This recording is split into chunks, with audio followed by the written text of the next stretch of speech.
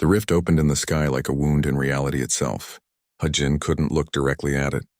Every time he tried, his eyes slid away as if his brain was refusing to process what it was seeing.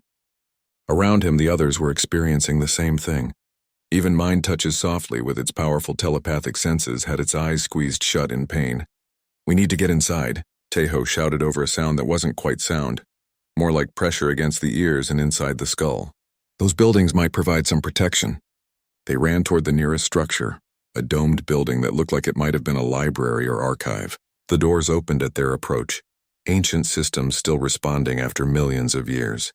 Inside, the pressure lessened slightly. The wrongness that filled the air outside was muted by the walls. Bomi collapsed against a wall, gasping. "What are those things?" "The Devourers," Wusong said, though he looked like he might be sick. His face was pale and covered in sweat. "The beings the progenitors fought. We activated the gate and they noticed." "How long do we have?" Hajin asked. Mind Touches Softly opened its eyes slowly. "They are not coming through yet. They are investigating, testing. They remember this place and they are being careful. But if they decide we are a threat or if they sense an opportunity," the Orvani shuddered, "we would not survive." "There has to be something we can do," Thrick said, its mandibles clicking rapidly with stress. "The progenitors defeated them once. There must be weapons, defenses, something left behind." "The gates themselves," Hajin said suddenly. "Wusong, you said the gates can create weak points between dimensions. But the progenitors won their war. They must have figured out how to use the gates as weapons or shields." Wusong pulled out his tablet, calling up the photos he had taken of the wall inscriptions. His hands shook as he scrolled through them. Yes, there was something here, the central nexus. The gates don't just connect places, they form a network. If you activate enough of them in the right pattern, they create a barrier that strengthens the walls between dimensions instead of weakening them. "Where is this central nexus?" Brightwater Dancing asked. "It should be in the heart of the city, probably that tower we saw earlier." "Then we need to get there," Hajin said, standing up despite the fear that made his legs shake. "Now before those things decide to come through." They left the building and ran through streets that were now starting to decay before their eyes. The Devourer's mere presence was affecting reality. Buildings aged centuries in minutes. Plants withered and died. The stones beneath their feet crumbled. Mind Touches Softly stumbled and would have fallen if Bomi hadn't caught it. "I can hear them," the Orvani gasped. "In my mind, they are trying to understand us. They see us as strange, interesting. They wonder if we would taste of fear or joy or both." "Don't listen to them," Hajin said, though he had no idea if that advice made sense. "Focus on me. Focus on getting to the tower." They reached the central tower as the sky tore open wider. The rift was visible now even without looking directly at it. A gash in the blue sky that revealed nothing and everything behind it. Shapes moved in that nothing, getting closer. The tower's entrance opened for them. Inside, it was like stepping into the heart of a machine. Gates, hundreds of them. Miniature versions of the one on Terminus 7 covered the walls in geometric patterns. They were all dark and dormant. Symbols glowed faintly on every surface, creating a dim blue light. "This is it," Wusong said, looking around in wonder despite their desperate situation. "The control center for the entire network. How do we activate it?"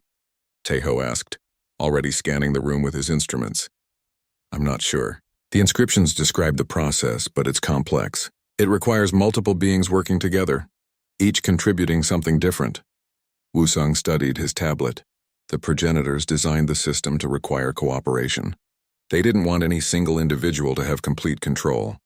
"Tell us what to do," Thrick said. "Quickly. Hajin, you need to activate the central gate. Your genetic code will unlock the system." Wusong pointed to a large gate in the center of the room.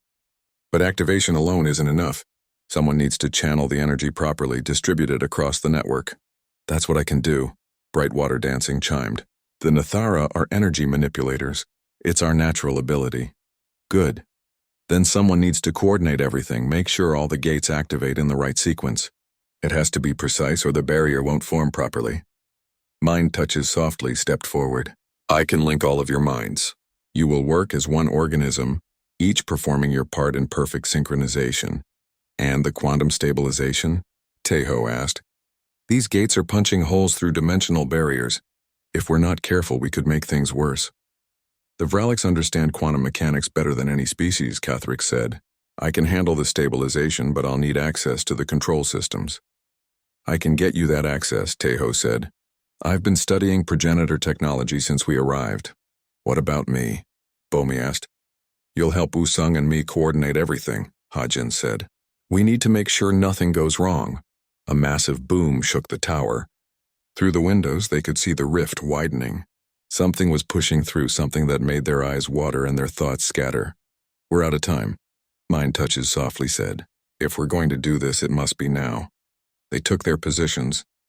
Hajin walked to the central gate and placed his hands on it. Immediately it lit up, brighter than the gate on Terminus 7. Energy flooded through him, not painful but overwhelming. He felt connected to something vast, a network that stretched across the galaxy. Mind Touches softly's presence entered his mind, gentle but insistent. Through the telepathic link, Hajin could suddenly feel the others. Brightwater Dancing's consciousness was like cool water and chiming bells. Thrix's mind was orderly and mathematical. Tejo's thoughts were quick and analytical. Bomi's presence was warm and steadying. Wusung's mind held layers of language and meaning. Together, Mind Touches softly whispered in all their thoughts. Work together. Hajin pushed energy into the gate. He felt Brightwater Dancing catch that energy and shape it, purify it, amplify it. The Nethera sent the energy flowing out to the smaller gates around the room, and they began to activate one by one. Kythrix made tiny adjustments to each activation, stabilizing the quantum fluctuations, ensuring the gates didn't tear reality apart. Tejo coordinated the technical aspects, routing power and data through ancient systems. Wusung provided the sequence, reading from the progenitor instructions and translating them in real time. Bomi monitored everything, calling out warnings when something started to go wrong. The gates around the room blazed to life. Through the telepathic link, Hajin could feel the network extending beyond this building, beyond this city, across the entire world, and then beyond that. Gates on other worlds were waking up, responding to the activation sequence. The network was rebuilding itself after millions of years of silence. Outside, the Devourers noticed. They pushed harder against the rift, trying to force their way through before the barrier could form. Reality buckled under their assault. The tower shook. Stone cracked. Windows shattered. Hold, Mind Touches softly commanded. Do not break the link! We are almost there. Hajin felt like he was being torn apart. The energy flowing through him was too much for one person to handle. But he wasn't one person. He was 7 beings working as one. When he faltered, Brightwater Dancing's strength supported him. When his concentration slipped, Mind Touches softly's focus steadied him. When he didn't know what to do next, Wusung's knowledge guided him. The final gate activated. Across the galaxy, thousands of gates blazed to life simultaneously. The network was complete. The barrier formed. It wasn't visible to normal sight, but Hajin could feel it through the network. A wall between dimensions, separating normal space from the realm where the Devourers lived. The rift in the sky began to close. The Devourers pushed against it, furious at being denied, but the barrier held. It would hold. It was designed by beings who had fought this war before and won. The rift sealed shut. The wrongness in the air faded. The 2 suns stopped flickering and shone steady and bright. Reality stabilized. Hajin collapsed and the others caught him before he hit the ground. They were all exhausted, drained by the effort of channeling so much power, but they were alive. The world was safe. The Devourers were locked away behind barriers that would hold for millennia, maybe forever. We did it, Bomi said, laughing and crying at the same time. We actually did it. Not we, Kythrix said quietly. All of us. No single species could have accomplished this. It required cooperation. That was the progenitor's real gift, Wusung said, sitting on the floor with his back against the wall. Not just the gates, not just the genetic key. They set up a situation where we would have to work together to survive. Where humans couldn't claim the gates for themselves even if they wanted to. Hajin looked at the gates around the room, still glowing softly. They're all active now. The entire network. But they require all of us to operate safely, Brightwater Dancing chimed. This is not a human inheritance. This is a shared inheritance for all species. As it should be, Mind Touches softly said. The city was dead, but it was perfect. That was the first thing that struck Hajin as he stood on the other side of the gate. Everything was preserved as if the inhabitants had just stepped out for a moment, and would return any second. But the dust on every surface told a different story. No one had walked these streets in a very long time. Incredible, Brightwater Dancing chimed, its crystalline body refracting the light of the two suns into rainbow patterns on the white stone buildings. The architecture is unlike anything in our records. The buildings rose in curves and spirals, defying normal geometry, but somehow looking perfectly natural. Gardens had grown wild between the structures, but even in their wildness there was order. Trees grew in perfect hexagonal patterns. Flowers bloomed in mathematical spirals. "I'm reading power signatures," Tejo said, checking his scanner. "Faint but present. Something is still providing energy to this place. After millions of years?" Kethrix clicked in disbelief. What power source could last that long? "I don't know. But whatever it is, we should find it." Tejo pointed toward the city center where a massive tower rose above the other buildings. "The readings are strongest in that direction." The expedition moved carefully through the streets. Mind touches softly, the Orvani telepath walked with its eyes half closed, sensing things the others couldn't perceive. Its large head tilted this way and that, as if listening to distant voices. "There are echoes here," it said in its soft, whispering voice. "Memories soaked into the stones, joy, wonder, and then—" It shuddered. Fear, such terrible fear. What were they afraid of? Bomi asked. "I cannot tell. The memories are too old, too faded. But whatever happened here, it was catastrophic." They found the first skeleton in what looked like a public square. It lay near a fountain that still somehow flowed with clear water. The bones were humanoid, roughly the same size and shape as a human skeleton, but they were old, so old that they were almost fossilized. Bomi knelt beside the remains, her training as a xenoarchaeologist taking over. She pulled out her scanner and ran it over the bones, then stopped and ran it again, frowning. "What is it?" Hejin asked. "These bones. The DNA is degraded, but there's enough left to analyze." She looked up at him, her face pale. "Hajin, this skeleton is human, not similar to human." "Actually human." "That's impossible," Tejo said. "Humans evolved on Earth. We have the fossil record. We know our evolutionary history. I'm telling you what the scanner says." Bomi stood up, looking around the square. "There are more skeletons over there. And there. All human. They found dozens more as they explored. All human. All ancient. All dressed in clothing that had mostly rotted away, leaving only scraps of fabric that Wusung photographed carefully. The old linguist had been quiet since they arrived. His attention focused on the writing that covered many of the buildings. Now he called out to the others, his voice shaking with excitement or fear. Hajin couldn't tell which. "Come here, all of you. You need to see this." They gathered around a wall covered in carved symbols, the same symbols that covered the gate on Terminus 7. But here they were everywhere, telling stories in pictures and words. "Can you read it?" Hajin asked. "Some of it." Wusung traced the symbols with a trembling finger. "Enough. These people, the ones who built this city and the gates, they called themselves the progenitors. They were human, or at least they were the ancestors of humans." "Explain," Kethrix demanded. Wusung took a deep breath. 2 million years ago, give or take, there was a human civilization that spanned the galaxy. They had technology we can't even imagine. They built the gates, thousands of them, creating a network that connected hundreds of worlds. They were powerful beyond measure. But humans only achieved spaceflight 200 years ago. Brightwater Dancing chimed in confusion. "Modern humans, yes. But we aren't the first." Wusung pointed to more inscriptions. The progenitors were explorers and creators. They didn't just travel to new worlds. They seeded them with life. They guided evolution on thousands of planets, helping different forms of life develop and grow. "Are you saying they created us?" Kethrix asked, its voice sharp. "That we are all some kind of experiment?" "Not created, guided, helped along. They found worlds with primitive life and gave it a push in the right direction. They wanted to fill the galaxy with diverse civilizations." Hajin felt dizzy. "So the Vralics, the Nathara, the Orvani, all the species in the Galactic Council, all descended from life the progenitors helped shape," Wusung confirmed. But something went wrong. "Look at this section here."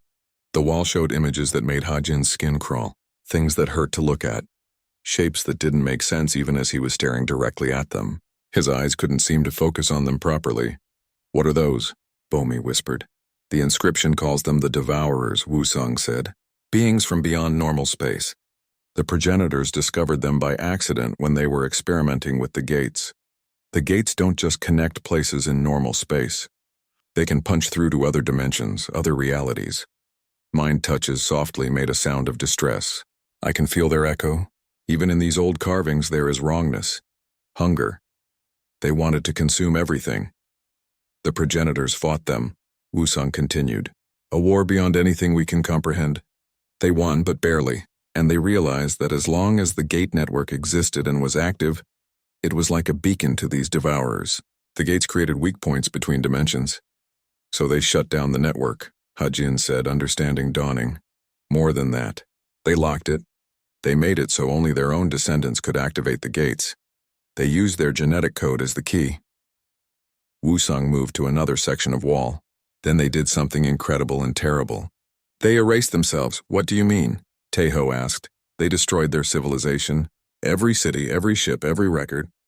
They scattered their surviving population to one primitive world and sealed it off from the gate network.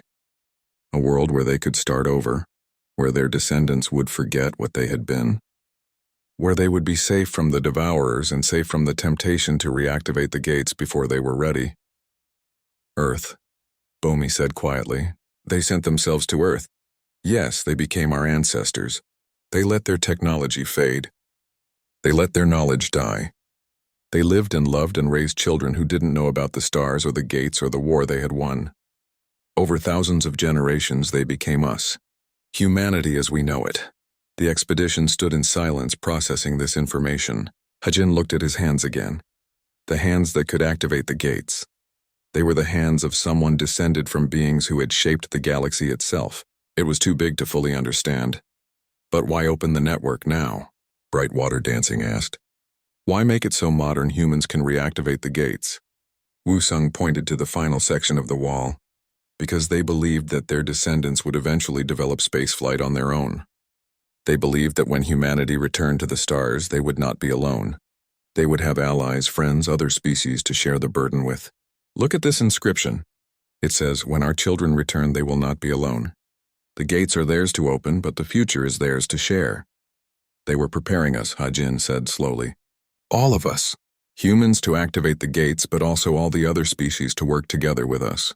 The progenitors seeded the galaxy with life, knowing that someday, all of us would meet and form the Galactic Council. It was a plan millions of years in the making, Cathric said with something like awe in its voice. They shaped the galaxy itself to prepare for this moment. Mind Touches softly suddenly raised its head. Something is wrong. What do you mean? Hajin asked. There is a disturbance. A ripple in space. The Orvani's eyes went wide. The activation of the gate, it sent out a signal. And something has noticed. As if to confirm its words, the sky above them darkened.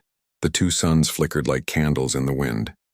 The air itself seemed to twist and bend. What's happening? Bomi shouted. The Devourers, Wusong said, his voice filled with horror. They're still out there, and we just woke them up. The Galactic Council meeting happened faster than anyone expected. Within 24 hours of the gate's activation, representatives from every major species had gathered on the council station. The meeting was broadcast across the galaxy. Everyone wanted to know what would happen next. Hajin watched the proceedings from the research camp on Terminus 7. He sat in the command module with Bomi and Taeho, drinking bad coffee and trying not to think about the fact that billions of beings across hundreds of worlds were currently debating what to do about him and his species.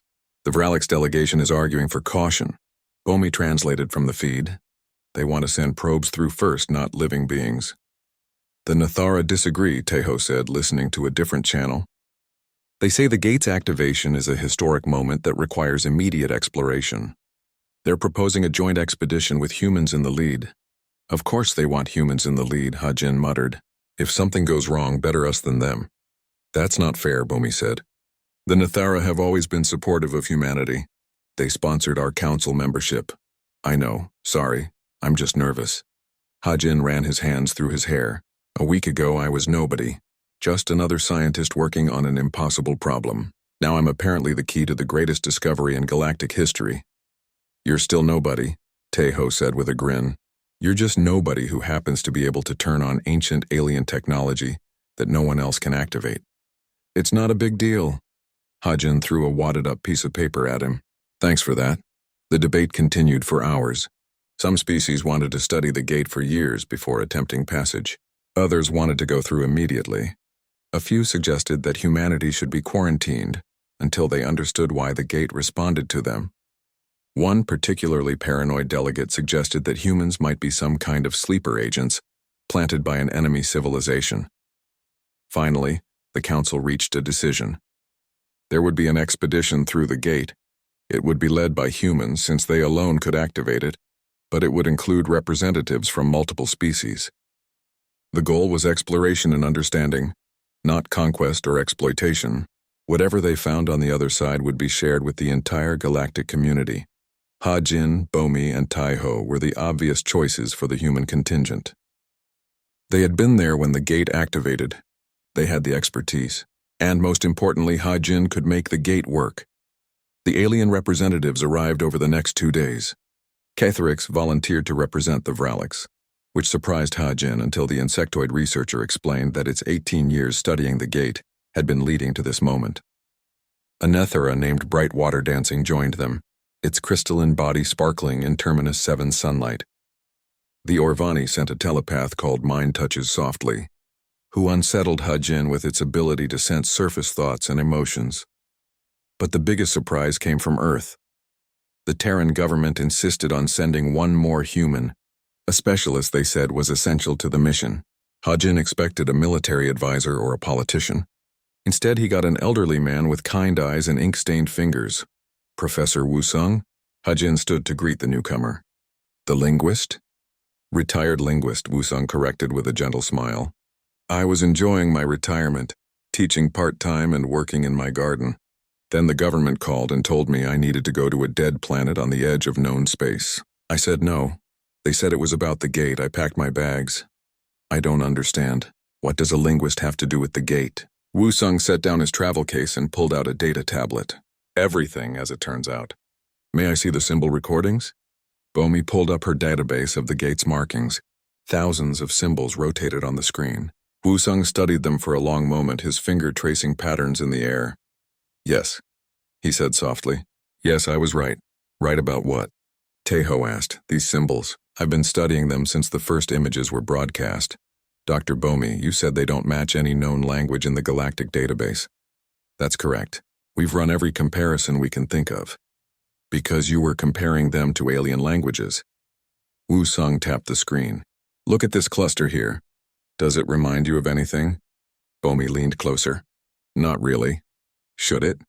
It should if you studied ancient Earth languages. This pattern is similar to Proto-Indo-European root structures. Not identical, but similar. And this sequence here, it has elements of ancient Sumerian grammar. And this specific symbol, is nearly identical to one found in Old Korean Hangul. The room went silent. Hajin felt a cold weight settle in his stomach. That's impossible. I would have said the same thing yesterday, Wusung said. But I've been analyzing these symbols for 3 days straight. The connections are undeniable. Whoever built this gate knew human languages, not modern languages, but ancient ones, languages that developed on Earth thousands of years ago. But the gate is millions of years old, Bomi protested. The dating tests are conclusive, I know, which leads to 2 possibilities. Either this is the most extraordinary coincidence in the history of the universe, or there is a connection between the builders of this gate and humanity. Catherix, who had been listening quietly, clicked its mandibles. What kind of connection? I don't know, but I intend to find out. Wusung looked at the gate through the module's window.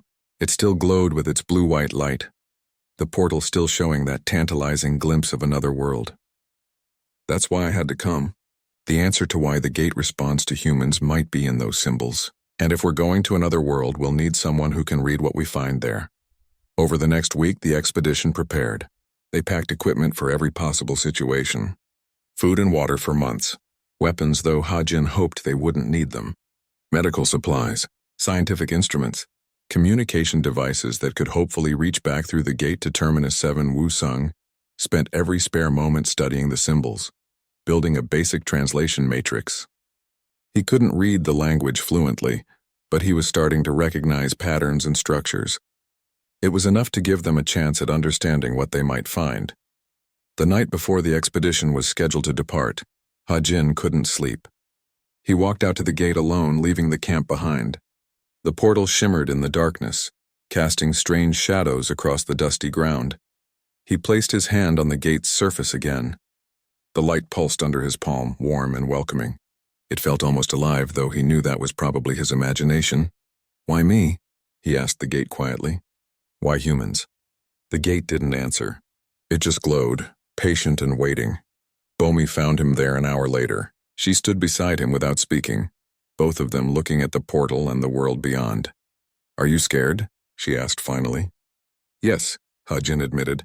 "Terrified." "Me too." Bomi took his hand. Her fingers were cold in the night air. "But we're doing this anyway." "We're doing this anyway," he agreed. They stood there together until the sun started to rise. Then they went back to camp to prepare for the journey that would change everything they knew about humanity, about the galaxy, and about the ancient civilization that had somehow connected them across millions of years. The expedition gathered at the gate at noon. 7 beings from 5 different species, about to step into the unknown. Ha-Jin stood at the front of the group, his hand raised toward the gate's surface. "Everyone ready?" he asked. Around him, his companions nodded or clicked or chimed their agreement, ready as they would ever be. Ha-Jin touched the gate. The portal flared brighter, stabilizing into a perfect window to another world. He took a deep breath, then stepped forward. The portal felt like cool water against his skin, like walking through a curtain of silk. For a moment he was nowhere, suspended between 2 places. Then he stepped out onto alien soil, under a sky with 2 suns, and looked around at a city that had been waiting millions of years for humans to come home. Bomi had been staring at symbols for 3 days straight. Her eyes hurt. Her back hurt. Her head felt like someone had filled it with cotton. But she couldn't stop. There was something about these markings on the gate that bothered her, something she couldn't quite name. "You need to sleep," Taeho said, setting a cup of coffee next to her workstation. "When was the last time you slept?" "I slept," Bomi said, not looking up from her screen where thousands of symbols rotated in 3-dimensional space. "Yesterday, or maybe the day before. That's not sleeping, that's brief unconsciousness." Taeho pulled up a chair. "What are you looking for?" "I don't know. That's the problem." Bomi rubbed her eyes. "These symbols, they're not random. There's a pattern to them, a structure.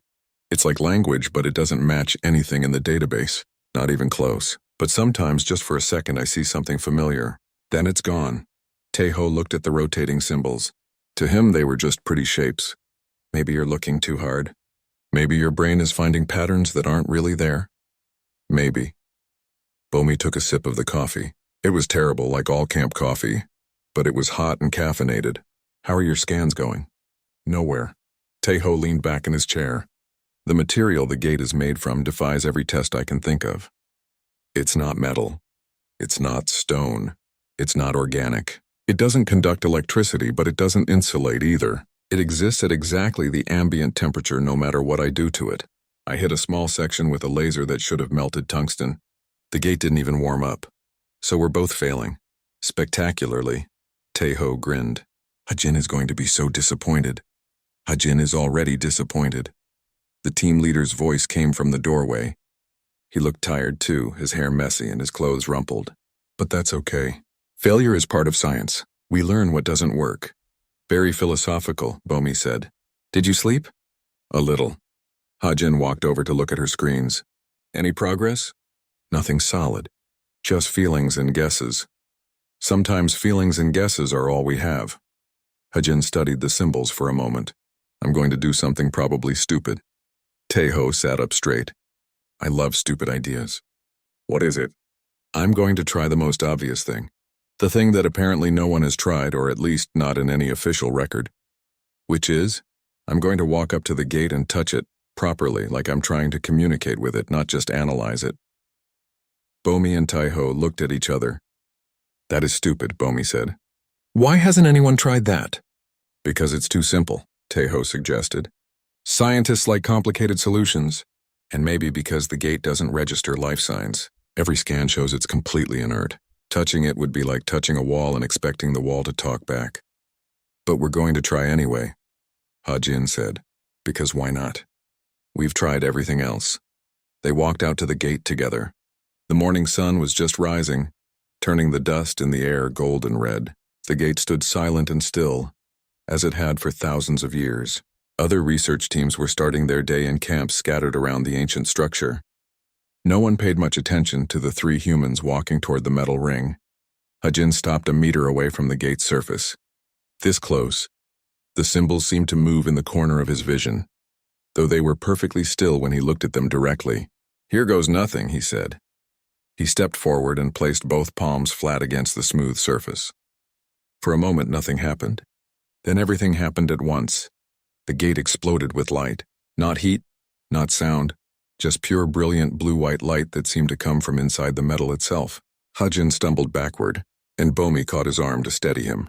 The light grew brighter, racing across the surface of the gate in patterns that made the eyes hurt to follow.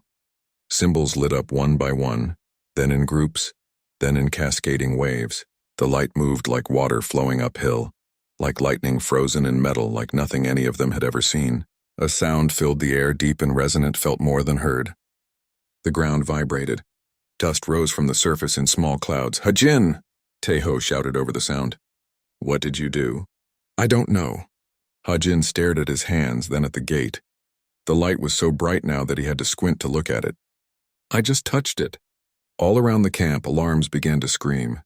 Equipment designed to detect energy surges was going crazy. Scientists and researchers from every species poured out of their tents and modules, staring at the impossible sight of the gate awake and active after 3,000 years of silence. Then the real miracle happened. The interior of the gate, the empty space inside the metal ring, began to shimmer. The air itself seemed to become liquid, rippling and flowing. Colors that had no names appeared and disappeared. The shimmer solidified into something that looked like a vertical pool of water, if water could hang in the air and glow with its own light. Through the pool, they could see something else. Not Terminus 7, not the red dust and rocky ground. They saw structures, buildings that rose in impossible curves and angles. They saw something that might have been plants, though the colors were wrong. They saw a sky that wasn't the sky above them. "It's a portal," Bomi whispered. "The gate is a portal." Researchers were running toward them now from all directions. The Vralix Cathrix was in the lead, its 6 legs carrying it faster than any human could run. It skidded to a stop near Hajin, its 4 eyes wide with shock. "What did you do?" Cathrix demanded. "What did you do?" "I touched it," Hajin said simply. "That's impossible. Thousands of researchers have touched it. I have touched it myself hundreds of times. It never reacted, never!" "Well, it's reacting now," Teho said, pulling out his scanner and pointing it at the portal. His hands were shaking with excitement.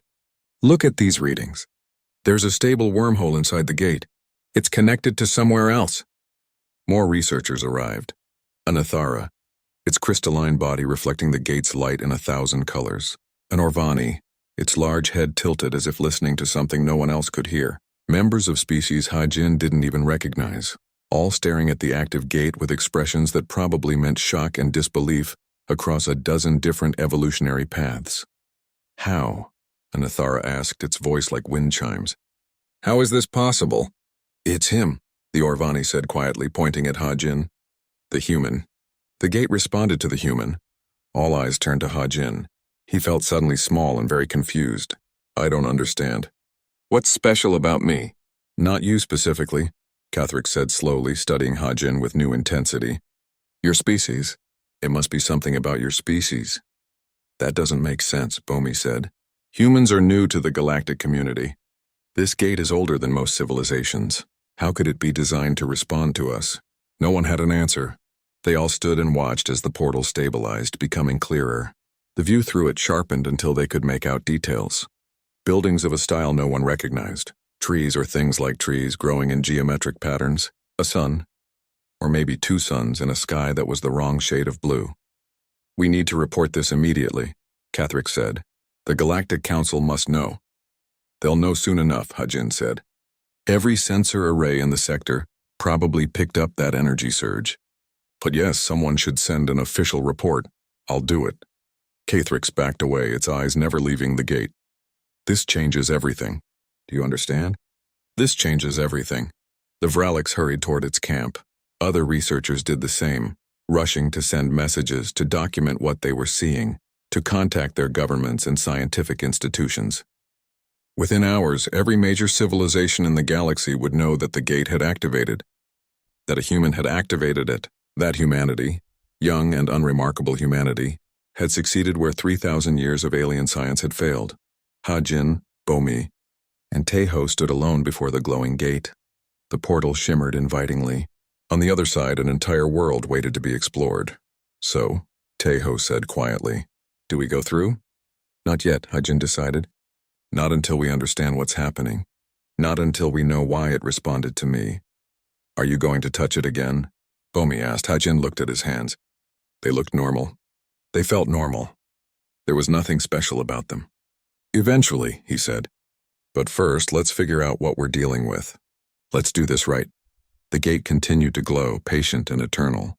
It had waited millions of years. It could wait a little longer. The dust on Terminus 7 never settled. It hung in the thin atmosphere like a red fog, making everything look like an old photograph. Dr. Hajin stood at the edge of the research camp and stared at the reason he had traveled 40 light-years from Earth. The gate rose from the barren ground like a giant's ring, 50 meters of impossible metal that caught the light of the distant sun and seemed to glow from within. 3,000 years. That was how long the Galactic Council had known about this thing.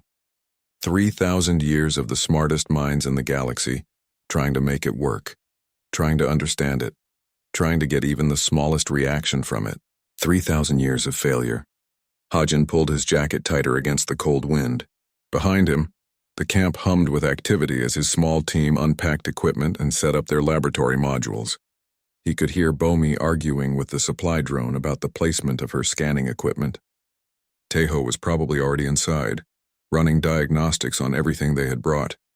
A shadow fell across Hajin as someone walked up beside him. He turned to see a Vralix, one of the insectoid species that made up a large portion of the Galactic Council's scientific community.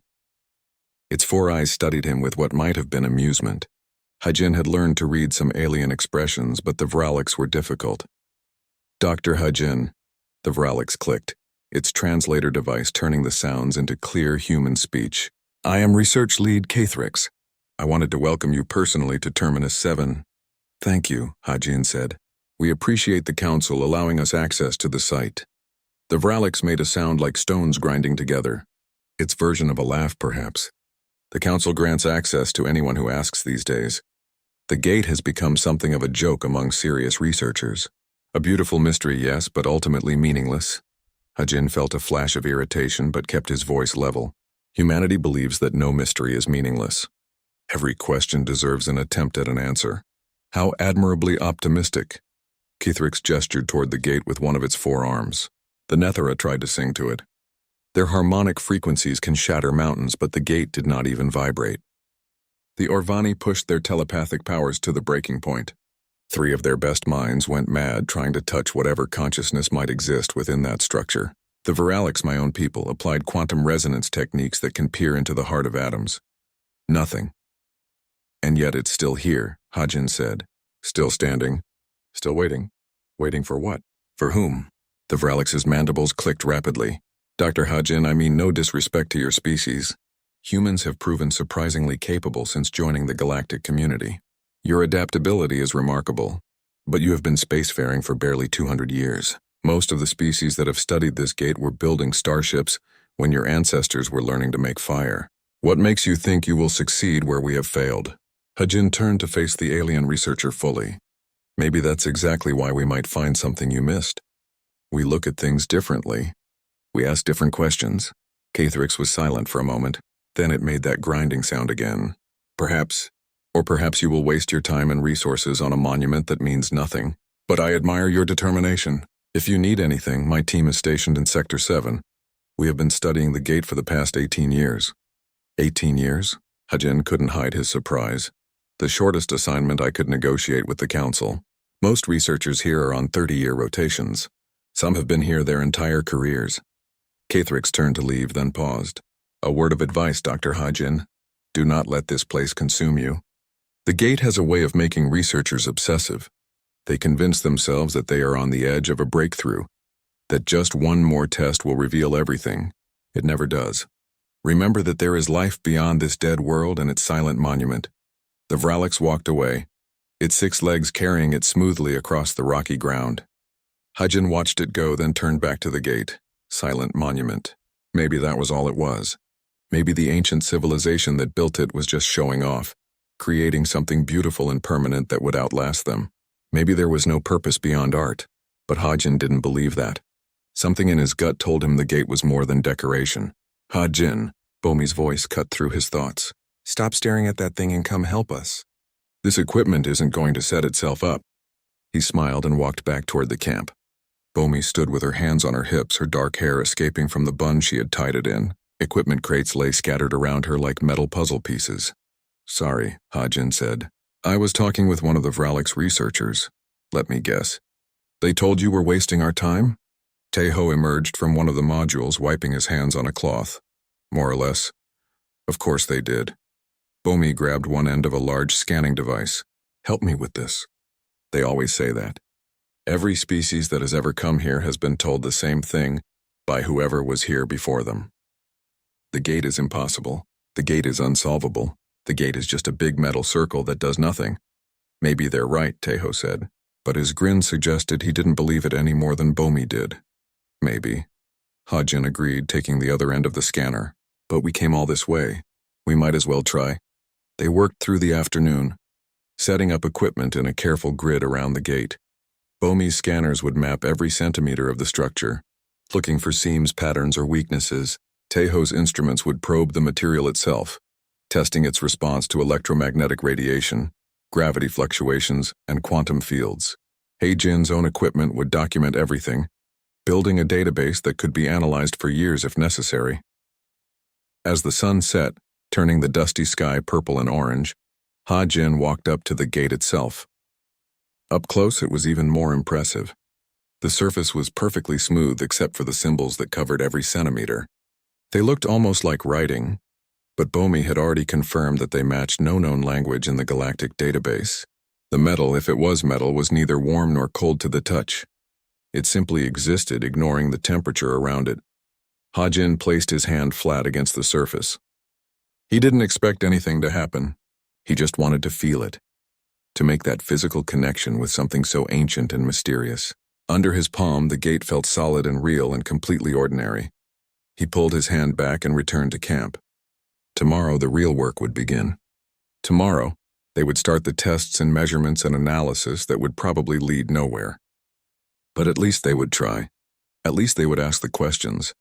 Hudgen had no way of knowing that he had just changed everything, that his simple touch had sent a signal racing through systems that had slept for millions of years, that somewhere in the heart of the gate, ancient machinery had stirred and recognized something it had been waiting for since before most galactic civilizations existed. The gate had finally found what it was looking for.